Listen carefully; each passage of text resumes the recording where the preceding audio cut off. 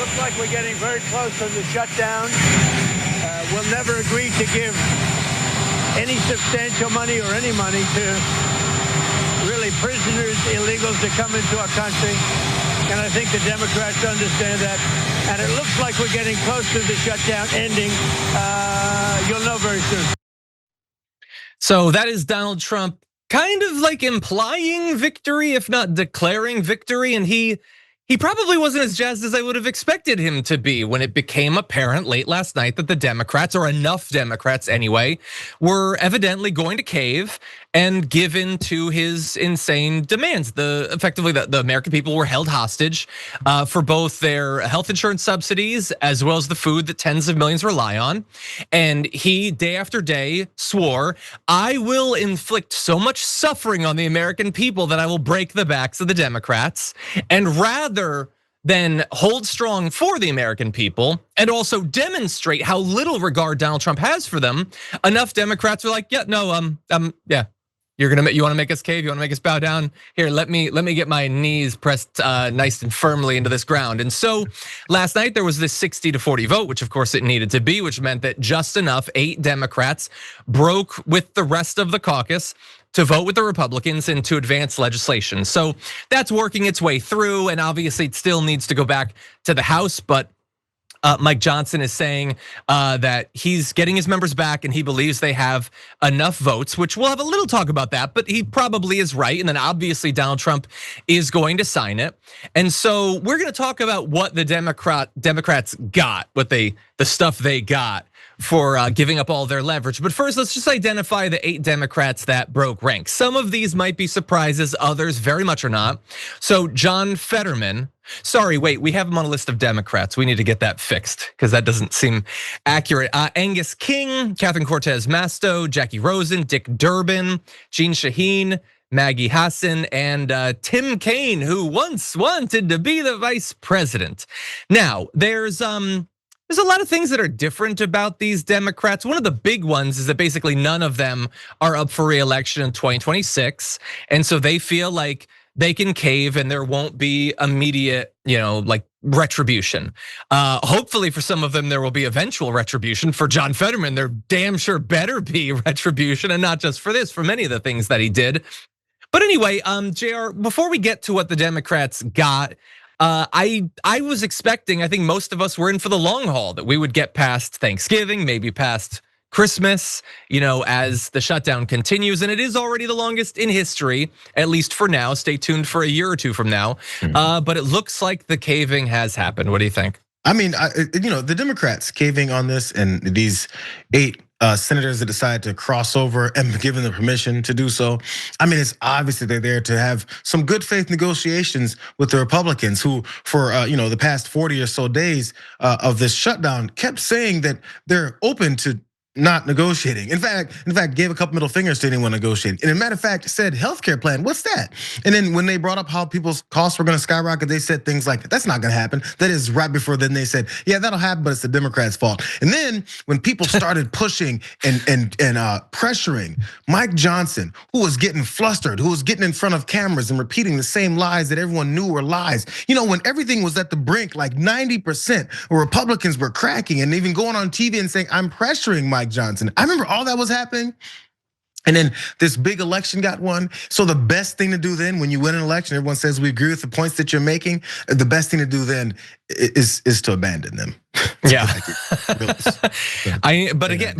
But these are not, like, the vast majority of the Democrats in the Senate aren't people that you or I would trust or think are reasonable or care about their constituents.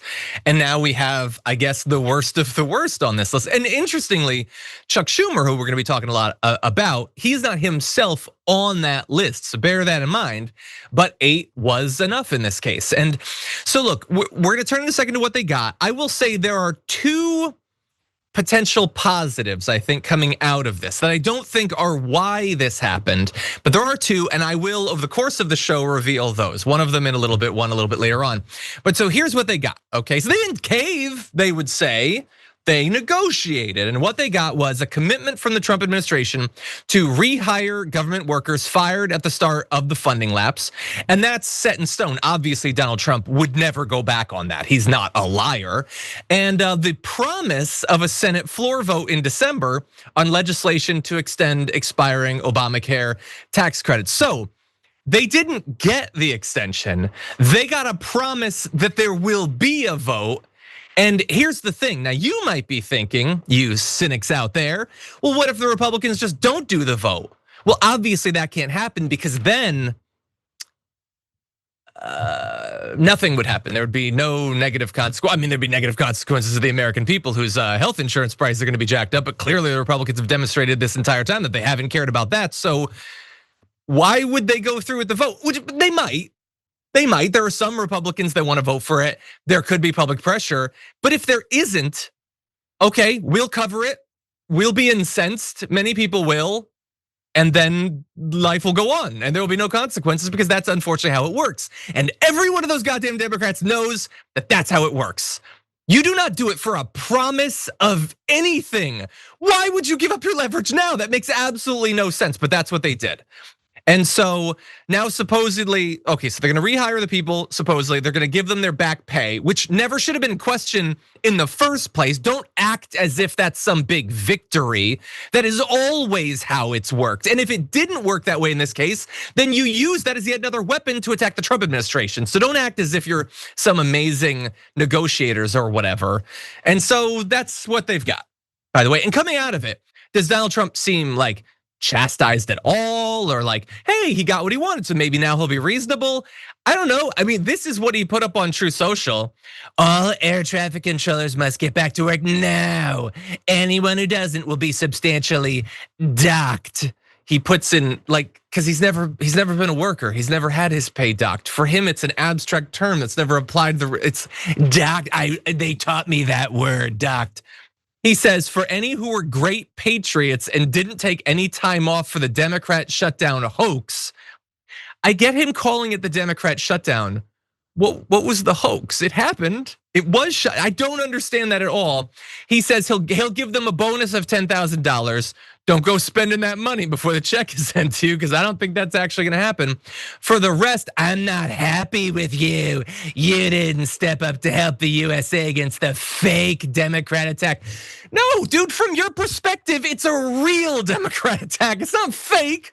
If it's fake, then it wasn't an attack. I don't understand him at all. It was only meant to hurt our country. Again, they were holding out to make sure that people's health insurance costs didn't precipitously go up, which they will now, by the way. That might be getting lost in this. Those health insurance increases are going to happen, at least for a little bit, and most likely forever. So bear that in mind. He says you will have a negative mark against your record if you want to leave service in the near future. Please do not hesitate to do so with no payment or severance of any kind. You'll be replaced by true patriots. This is maddening dictator nonsense here. Like, because these people didn't want to work endless hours for no pay, they're not patriots. And so they will be punished in his mind because they didn't play along with his desire to reopen the government while not ensuring that people's health insurance costs don't go up, including possibly some of them, by the way, JR. And so just madness. And this is what he says when he's won. JR, quick 100%. Thoughts?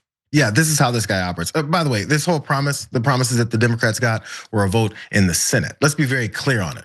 A vote in the Senate. So yeah. This whole vote in the House that's supposed to maybe pass some other kind of different kind of legislation or something that these Democrats fought for and gave the correct reality-based arguments about what is happening to so many Americans during this whole thing. Mike Johnson immediately, after saying, if you open up the government, then we'll just negotiate and we have to get this done. He said this in front of cameras. I'm not promising anything, nothing, not even that vote. He said, we already did our jobs. In other words, 2 more middle fingers for you guys that said, yo, we're just gonna negotiate and have some bipartisan workings for a healthcare plan that Republicans clearly told us they want nothing to do with. This was an obvious giveaway. The Democrats in the House know that it was. If they're this confused by it, they're even less qualified for their positions than we even imagined that they could have been.